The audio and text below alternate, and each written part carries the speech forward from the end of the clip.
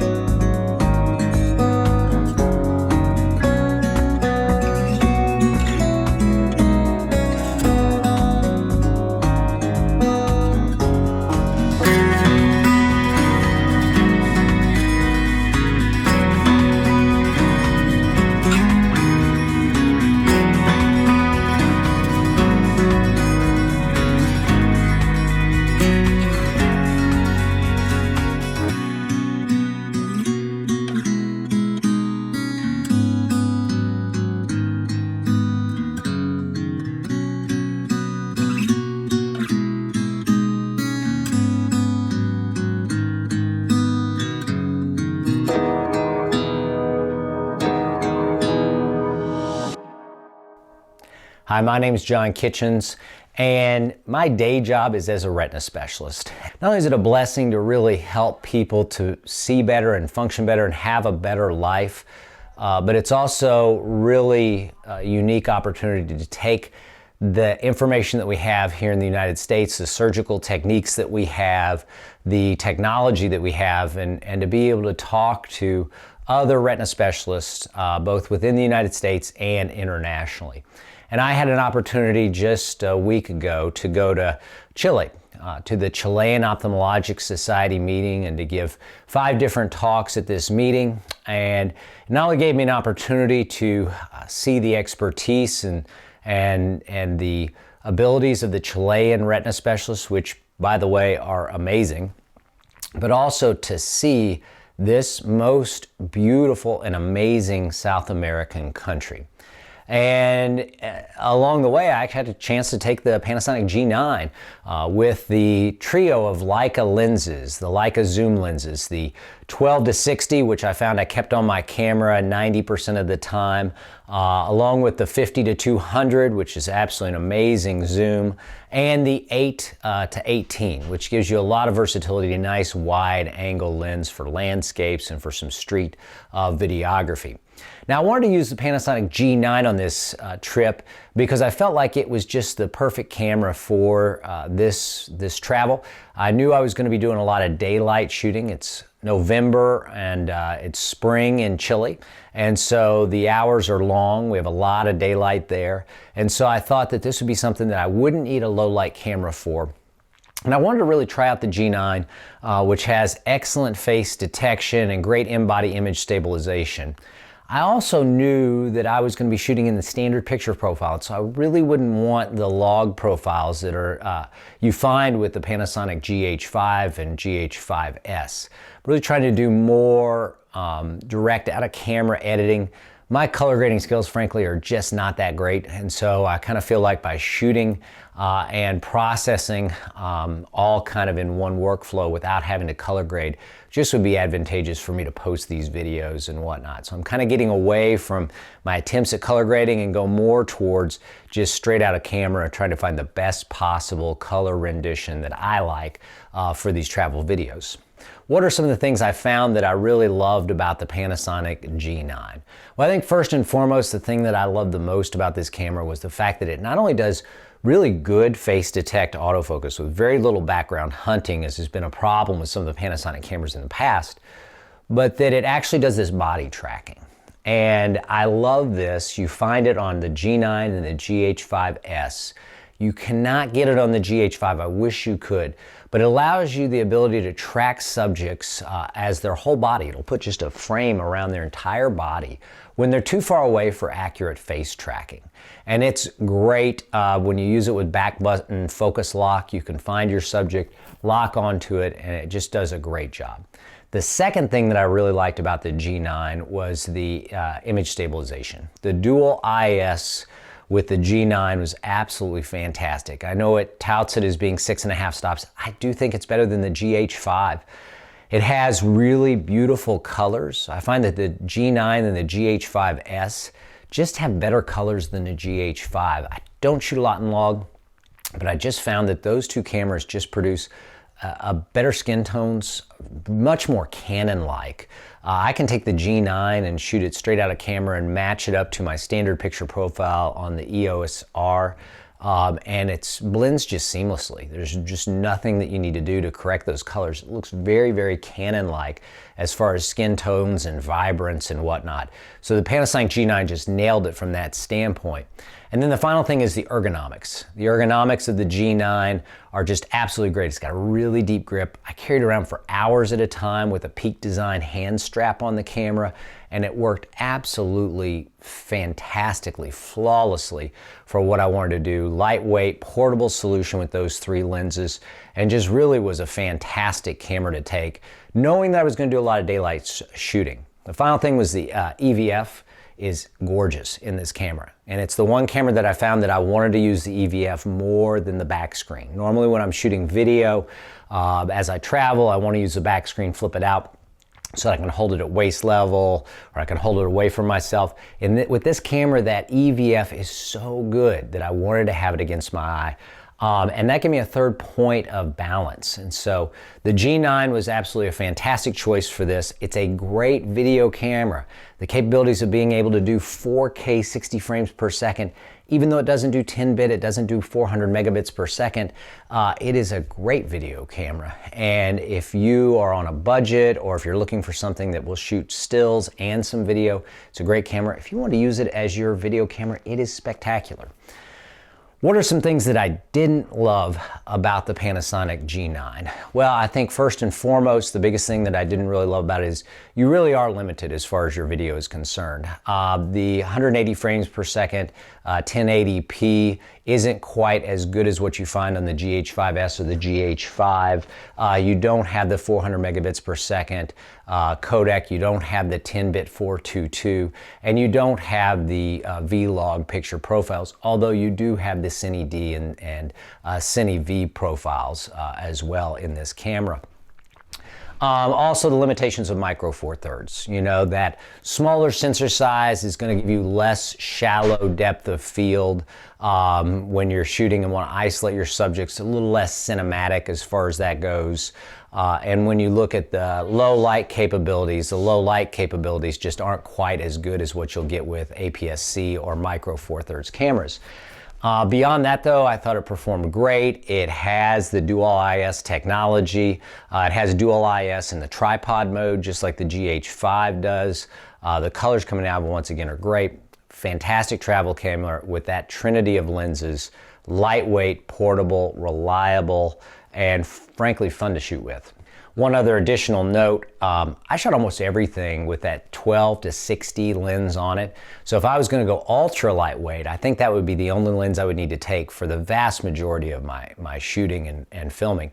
Also, I found that I filmed almost everything except for some low light stuff with 60p. And I love 60p because with this camera you can slow it down and you can get some really cinematic slow motion with that 60p, slowing it down to 40% of normal speed, and it's I think just as good as the 120 as far as slow motion goes. So let's talk a little bit about Chile. So this was my first time to go to Chile, And I would have to say that Chile is a fantastic country. If you're thinking about taking a trip, if you want to go someplace that's opposite seasons here in the United States, Chile is a great location. Now, we only went to a couple of places in Chile. We flew in from Atlanta to Santiago, and that flight is absolutely fantastic for a couple of reasons. Number one, it's only 8.5 hours to fly from Atlanta to Santiago, and it's a red eye. So if you can sleep on planes, you can actually find that you can make this trip, sleep on the plane as you leave Atlanta at 11 o'clock at night Eastern Standard Time, and you land in Chile at about 9:30 in the morning. The Chilean Santiago airport is on the east or western side of the city, so if you're going towards the coast, you actually don't even have to go in and through Santiago, which traffic in Santiago can be a little bit crazy. But the fact that you can take a red eye down and even a red eye back, as the flight that left Chile when we returned left at 9 o'clock at night and got us back into Atlanta at 5:30 in the morning. So once again, we could sleep on that trip back. A few things you should know about Chile in and of itself. First of all, it's 2 hours ahead of the Eastern time zone in the United States, which I didn't really think it was that far east, but truly it is. Even though it's on the west coast of South America, it's still to the east of our Eastern time zone. And so you'll want to set your clocks ahead 2 hours when you're flying there. The roads and infrastructure in Chile are absolutely fantastic, comparable to our interstate system here. It's easy to get from place to place outside of Santiago. In Santiago, in Vina Del Mar and Valparaiso, you get the kind of standard city traffic that you can get just about anywhere. But outside of those areas, driving on the interstates is an absolutely wonderful experience. They do drive on the right side of the road, just like we do. So there's very little change you have to do as far as that goes. And Uber is present in Chile almost uniformly. And so in bigger cities like Santiago and Valparaiso, you can get an Uber literally within 5 or 10 minutes anywhere that you're at in either of those two cities. So it's easy to navigate through the cities. I was amazed by the beauty of Chile. Even though we only really explored most of the east to west areas in Chile, I found that it is a lovely country, extremely safe, very little risk of violent crime in Chile. Really the only thing I think you have to worry about in some of the touristy areas is pickpockets and other things that you would have to contend with if you were in Europe. Felt extremely safe through the entire trip. We went from the Santiago airport, traveled west through wine country, and Chilean wines are recognized worldwide as some of the best. Beautiful vineyards and places that you can stop along the way. About an hour and a half into our travel, we stopped at a vineyard and just kind of explored around, took some pictures, just absolutely lovely. Then we continued on another hour or so to the coast where we entered into the Valparaiso Vina Del Mar area. Now, these are two cities of about 300,000 people each, right on the coast, the west coast of Chile, and they're separated by about 5 miles. The Vina Del Mar, which is a bit to the north of Valparaiso, is more of a beach and resort area. It's very clean, very nice, felt very safe. We stayed at the Sheraton, which is a beautiful hotel right on the coast. It's kind of on an area that juts out into the water. And so you have these beautiful panoramic views of these two beautiful cities. You can see the sunrise and the sunset from that hotel. Great pool in the back. The one caveat to the Sheraton is that like most of that area, you don't find a lot of people who are extensively bilingual. And so we had trouble at the Sheraton restaurant with finding waiters or waitresses that actually spoke English. So they did have English menus and we could kind of point to what we wanted. But just be aware, if you don't have a real firm grasp of the Spanish language, you may run into people in areas and restaurants in Chile, particularly in these more rural areas than Santiago, where you may need some help translating as far as that goes. But extremely safe. We walked about 6 miles up the beach on a beautiful sidewalk and some beach walking, and then 6 miles back. These two cities in Chile are filled with Very friendly dogs everywhere that just will follow you along almost like they're your pet. There is a area a little north of Vina Del Mar called Concon, and this area actually has some amazing looking dunes. We tried to get up there to do some dune surfing because you can surf almost down to the beach on these dunes, but it was a little bit too far to walk, and so we turned around and came back. Vina Del Mar is much like South Beach or any really nice Miami or California beach town. It's just clean and beautiful, good restaurants, and felt abundantly safe in that area. And then we traveled for 2 days into Valparaiso, which is only about a 20 to 30 minute ride over to that area, or a 10-minute train ride. And we were able to wander the streets of this just beautiful World Heritage Site. Valparaiso reminded me of a combination of the hills of San Francisco with the architecture of New Orleans, with some of the color and hillside, seaside areas of the Amalfi Coast. Beautiful multicolored houses, lots of beautiful street art in Valparaiso, lots of narrow alleys with beautiful street art everywhere. Once again, dogs that kind of follow you around. A lot of tourists during the day kind of roaming around and taking pictures and things such as that. Felt very safe in that area. Some really good restaurants, funiculars that you can ride up. In fact, I think there's 16 funiculars in the Valparaiso area that are all historic and are in the process of either being restored or restored. And you can ride them up for about 50 cents a trip. Wonderful, great, cool city. You want to go to the older district to walk around and to get some of those pictures and whatnot. But I would highly encourage anyone who's going to be in that area to catch an Uber, go on over to Valparaiso, ask the Uber driver to drop you off someplace high on the hill in the old historic area near some of the churches, and just give yourself 3 or 4 hours to just wander the streets. And you'll eventually find your way down to the bottom and then catch an Uber back to your hotel or have a meal in Valparaiso. Once again, we were a little worried because of some of the things we read online about possible crime in Valparaiso. And I certainly think that petty crime, such as pickpocketing and other things like that, may be an issue. But as far as any kind of violent crime, I didn't feel like that was going to be an issue at all. And we wandered around both before and after dark as a group of 3 of us and really didn't find anything that seemed to be uncomfortable or unusual. We made our way back up through more of the mountainous region, down through and into Santiago. And the area that we stayed in was an area called Sanhattan. It's a very new and modern area of Santiago. There are 3 main nice hotels in that area. There's the Ritz-Carlton, which we stayed at, the W Hotel, and the Intercontinental, among some other smaller hotels. I would tell you that this area is extremely nice. As clean as any American city, as safe as any American city. And we were able to wander the streets of Sanhattan, which is more of kind of a touristy area. The Ritz-Carlton was absolutely beautiful. A night there in one of the suites was actually less than $500, and I would say a comparable room in New York or Paris or London would be 4 or 5 times as much. The Ritz has a lovely rooftop pool that is just gorgeous and really great service in this area. No worries about anybody being able to speak or understand English. Everyone in the Ritz did a great job and really first-class service.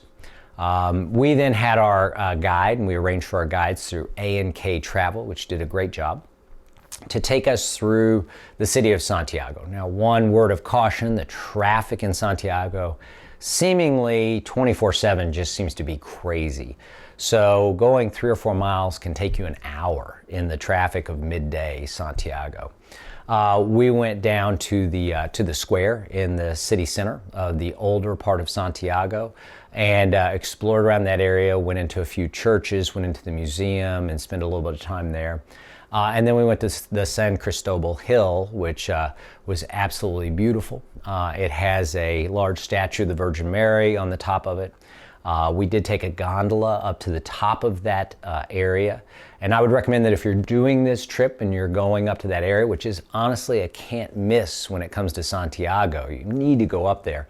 Try to do it first thing in the morning. I think the gondola opened at 9:30 or 10 o'clock in the morning, and we were actually the first ones on the gondola. So we got up there and no one else was around. And so it's a great opportunity to just spend some quiet time reflecting and seeing the beauty of all of Santiago laid out before you, seeing the lovely church that was there, and just kind of walking around and spending some time.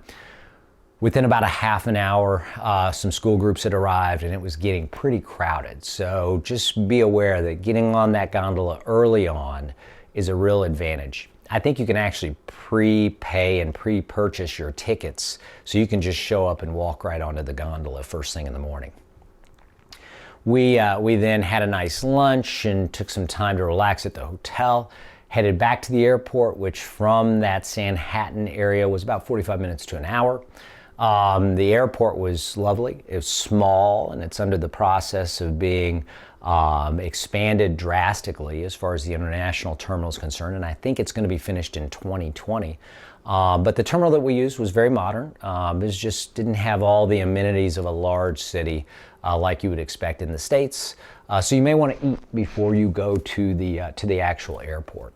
But other than that, the flight was perfectly on time. Security was easy. Passport control was easy to get through and whatnot. And we made our way out of Chile and back to Atlanta.